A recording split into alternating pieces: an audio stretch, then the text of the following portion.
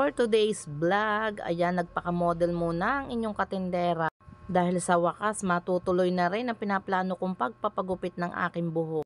At yan na nga po, ako nga po ay naglalakad na papunta sa aking pagupitan. At syempre, ayan, tamang video muna tayo sa ating kapaligiran. Sabi nga nila, kailangan mo ng tapang at kapal ng mukha sa iyong pagbablog. Kaya lang, hindi ko nga po magawa at talaga ako'y nahihiya pa rin. Kaya diyan, kahit ako'y nagbibideo, patago pa rin po, ayan, kunwari, nagsiselfone lang. At iyan na nga po, nandito na nga po ako sa aking pinapagpagupitan. At yan nga po, nilagyan na po ako ng balabal at nang hindi daw po malagyan ng buhok ang aking damit. Basta ang aking pong buhok ay humaba, ay lagi na ho ako dito nagpapagupit at magaan ho ang kanyang kamay. Basta iyan ho ang naggupit, abay ilang buwan laang ho at talagang babalik na ho uli sa kanya at magpapaputol. Ako naman ho hindi nagpapaputol ng sobra-sobrang kaigsi kasi nga ho ang aking buhok ay sabi ko, baka mamaya ay magtampo. Ay baka mamaya 5 taon na hindi pa man laang nahaba. Kahit ang aking anak ng dalaga dito ko na rin ho dinadala, dito ko pinapagupitan. Kahit papaano naman ho ay mura lang naman ho ang gupit sa kanya at 60 pesos lang.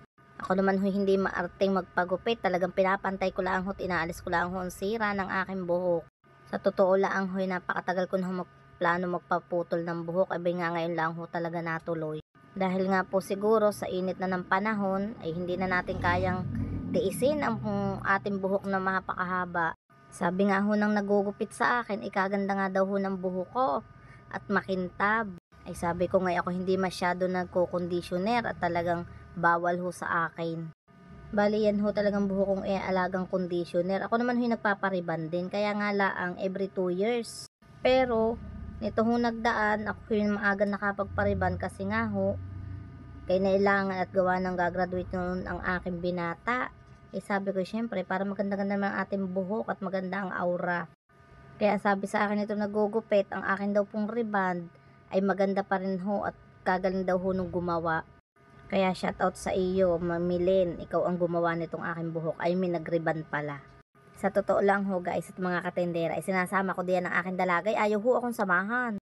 At ang katuwiran sa akin siya daw huy marami pang gagawin. Sabi ko ako'y videohan niya habang ako'y ginugupitan. At nang makita ko naman kako kung gaano kahaba ang inalis sa akin ni Mama. Dahil nga hindi naman ako sinamahan, di iyan. Tamang solo na naman sa pagbibidyo ng inyong katendera. Sabi nga nila, ginusto mo, pagtiisan mo. Kahit pala, papantayin laang ang iyong buhok ay talagang napakatagal din. Ako inip na rin ho diyan Sa totoo laang ho guys at mga katendera, ako'y napakadalang din ho magpa-design sa aking buhok. Lagi lang hong gayaan.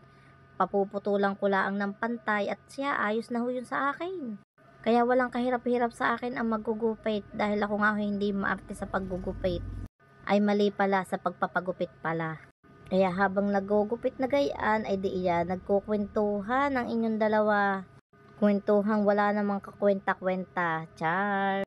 Sabi ko nga ho nung ako'y papunta na diyan sa pagupitan, sana'y walang ginugupitan or di kaya sana'y hindi lumayas yung maggugupit.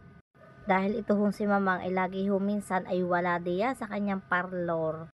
Kung napapansin nyo guys at mga katendera, kabait ko diyan, hindi ako makagalaw at baka ako mamaya kung anong hitsura ng aking buhok. Baka sa halip na kaunti lang ang tanggalin ay baka mapahaba at di lalo na kakoy kainaman nakakong padaling aray. Lasa ko naman ako'y nangalay din diyan kailangan ituwid ka.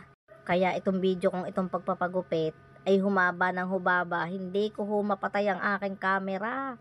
Dahil baka mamaya ay mawala sa ayon ng aking gupit. Ay habulin ho ng habulin ni Mamang ay dilalo ng umigsi Kaya sabi ko, pabayaan ng humaba yung video na iyan, akin na lang ang i-edit. At sa wakas, sa mahabang pag-iintay, ayan na nga po ang aking gupit na buhok. Talagang kakaunti naman ho guys at mga katendera ang nabawas. Ayan, inaayos pa ni Mamang. At meron daw ho siyang nakitang nakalawit pa. Kaya thank you so much Mamang sa iyong magandang gupit. At fast forward, andito naman po ako ngayon sa ice creaman. Dahil pagka uwi ko nga ho, galing sa pagupitan, ito naman hong Lola Edna ay para naglambing. Siya daw naman ho ilibre ko ng ice cream. Ay syempre natuwa naman ang inyong lingkod, kaya ayan binilhan ng ice cream. Ito ho ay bagong open lang. Dito lang ho yan sa katabi ko.